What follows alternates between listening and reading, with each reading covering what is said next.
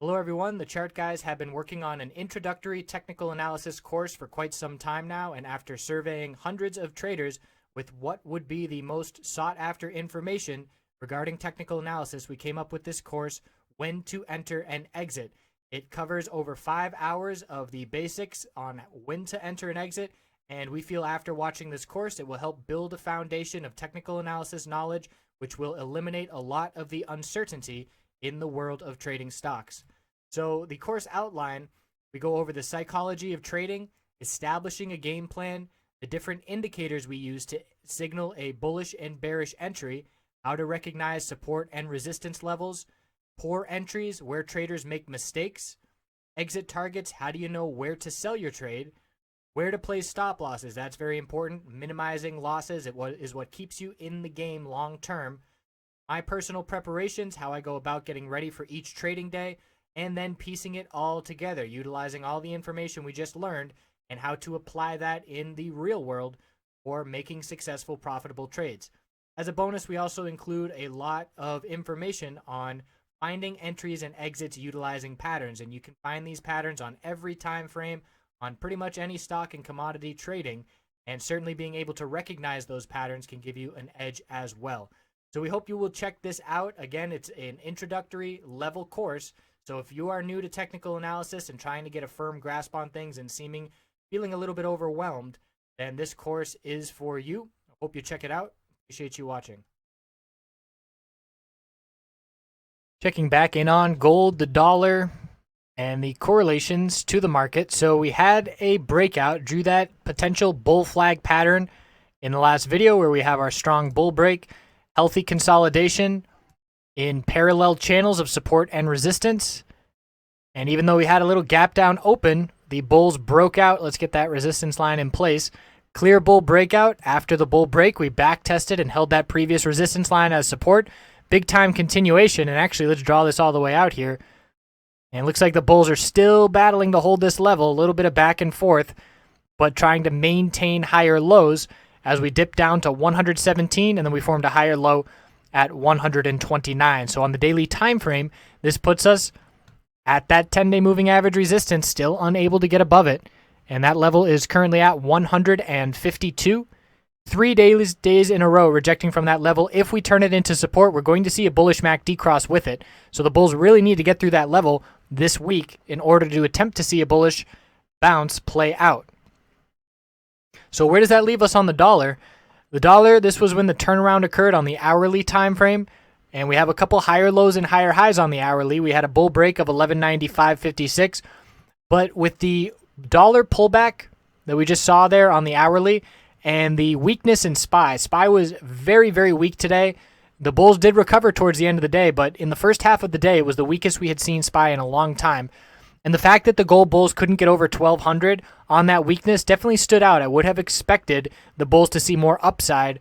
And this is when SPY was dumping. We did have a nice big bull candlestick, but not a lot of follow through. So that, in my opinion, is likely due to the Fed on Wednesday. That's going to have a significant impact on the direction, the short-term direction of the market, the dollar, and gold. So it looks like we're just going to trade fairly tight as we do head into Wednesday. More cautious traders will wait until we get a reaction to Wednesday and some clear direction in order to pick a direction on gold and these miners. But on the daily time frame, we did confirm that bullish reversal hammer from Friday, and we're still watching this 10-day moving average resistance. It's currently 1203.38 and dropping, and tomorrow it's going to be even lower. It's going to keep approaching 1200 as it's slowly beginning to descend.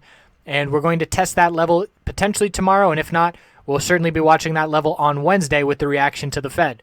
So a nice bounce, some nice follow-through, but again, with all the weakness in the dollar from the open and SPY from the open, the S&P 500, little surprising we didn't see more strength. And you look at the miners and look at that weakness.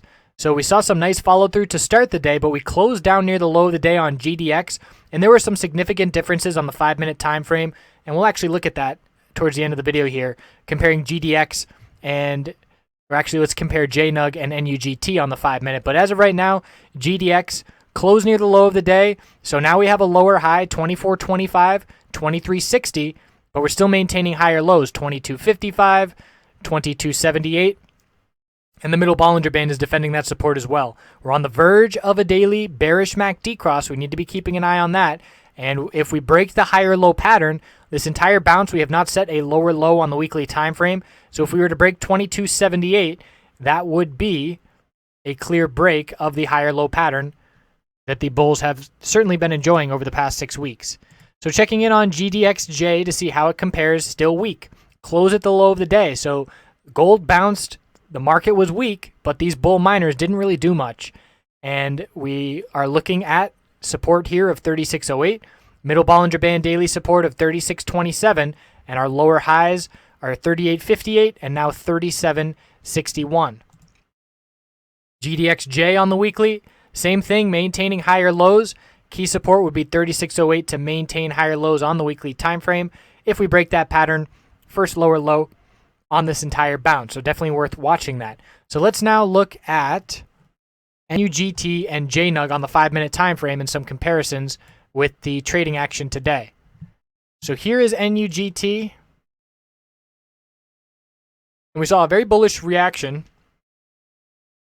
at about 10 a.m. Eastern, higher lows and higher highs, and then we gave it all back by the end of the day.